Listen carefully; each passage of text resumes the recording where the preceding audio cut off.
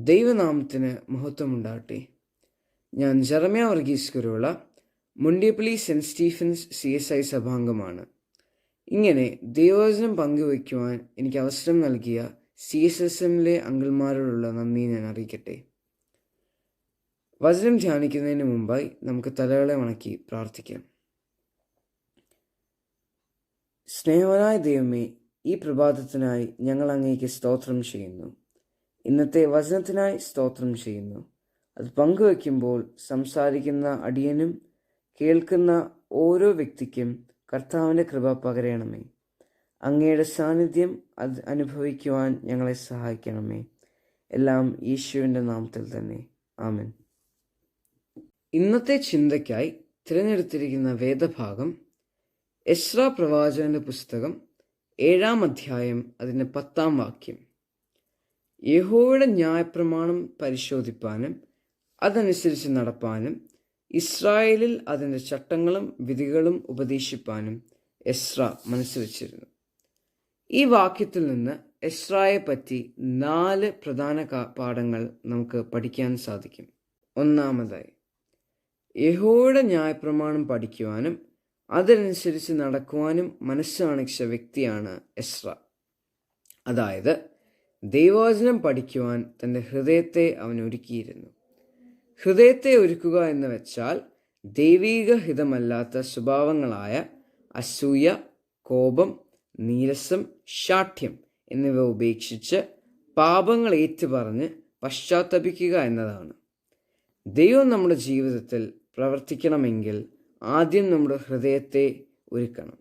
എങ്കിൽ മാത്രമേ ദൈവം പറയുന്ന കാര്യങ്ങൾ അംഗീകരിക്കുവാനും നമ്മുടെ പദ്ധതികൾ ഉപേക്ഷിച്ച് ദൈവിക പദ്ധതി സ്വീകരിച്ച് അതിനനുസരിച്ച് ജീവിതം ക്രമപ്പെടുത്താൻ സാധിക്കൂ. രണ്ടാമതായി, എസ്രാ ദൈവത്തിൻ്റെ ന്യായപ്രമാണം അഥവാ നിയമങ്ങളും ചട്ടങ്ങളും അന്വേഷിക്കുന്ന വ്യക്തിയായിരുന്നു.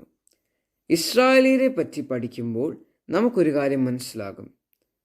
യുദ്ധങ്ങൾ നേരിടേണ്ടി വരുമ്പോഴും പ്രശ്നങ്ങളിൽ അകപ്പെടുമ്പോഴും അവർ ദൈവത്തോട് നിലവിളിക്കുകയും അവൻ്റെ ന്യായപ്രമാണങ്ങൾ അന്വേഷിക്കുകയും ചെയ്തിരുന്നു. എന്നാൽ യുദ്ധങ്ങളെല്ലാം ജയിച്ച് സന്തോഷിച്ചിരിക്കുമ്പോൾ ദൈവം അവർക്ക് വേണ്ടി ചെയ്തതെല്ലാം മറന്ന് വീണ്ടും വിഗ്രഹാരാധനയിലേക്ക് തിരിയുന്നതായി കാണാം. എന്നാൽ ഏതവസ്ഥയിലിരുന്നാലും ദൈവത്തിൻ്റെ നിയമങ്ങളും ചട്ടങ്ങളും അന്വേഷിച്ച് അതിനനുസരിച്ച് നടന്ന ഒരു വ്യക്തിയാണ് എസ്രാ. എന്തിനാണ് നാം ദൈവവചനം അന്വേഷിക്കുകയും പഠിക്കുകയും ചെയ്യേണ്ടത്? ദൈവവചനം വായിക്കുന്നതിലൂടെയും പഠിക്കുന്നതിലൂടെയും വിശ്വാസം വളർത്തുവാനും ദൈവഹിതമനുസരിച്ച് ജീവിക്കുവാനും ദൈവരാജ്യത്തിന് അവകാശികളായി തീരുവാനും സാധിക്കും. മൂന്നാമതായി, എസ്രാ ദൈവവചനം അനുസരിച്ച് നടന്ന ഒരു വ്യക്തിയായിരുന്നു. എസ്രാ വചനത്തിൽ പറഞ്ഞിരിക്കുന്ന കാര്യങ്ങൾ ചെയ്യുകയും ഇസ്രായേലിലെ ജനങ്ങൾക്ക് മാതൃകയായി തീരുകയും ചെയ്തു. നാം ക്രിസ്തുവിനെ കുറിച്ച് അന്വേഷിച്ചറിഞ്ഞാൽ മാത്രം പോരാ, അവൻ പറഞ്ഞിരിക്കുന്ന കാര്യങ്ങൾ അനുസരിക്കേണ്ടതും അത്യാവശ്യമാണ്. യേശു ക്രിസ്തുവിലൂടെയുള്ള രക്ഷയെ നാം സ്വീകരിക്കണം. ദൈവഹിതപ്രകാരം നാം ജീവിക്കണം. യേശു ക്രിസ്തു പറഞ്ഞ കാര്യങ്ങൾ നാം അനുസരിക്കണം. കർത്താവിൻ്റെ വഴിയിലൂടെ മാത്രം നാം സഞ്ചരിക്കണം. ദൈവവചനം നമ്മുടെ ജീവിതത്തിലൂടെ പ്രവർത്തിച്ച് കാണിച്ചാൽ മാത്രമേ നാം ഒരു ദൈവ പൈതലായി തീരുകയുള്ളൂ. നാലാമതായി, ദൈവവചനം മറ്റുള്ളവരെ പഠിപ്പിക്കുന്ന വ്യക്തിയായിരുന്നു എസ്രാ.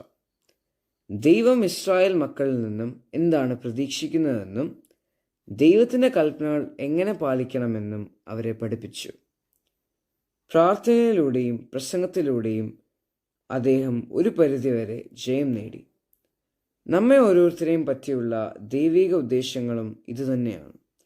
നാം അറിഞ്ഞ ദൈവിക സത്യങ്ങൾ, ക്രിസ്തുവിലൂടെയുള്ള രക്ഷ, ദൈവസ്നേഹം ഇവ മറ്റുള്ളവരുമായി പങ്കുവെച്ചെങ്കിൽ മാത്രമേ വ്യക്തികളെ ക്രിസ്തുവിലേക്ക് നേടുവാൻ നമുക്ക് സാധിക്കൂ.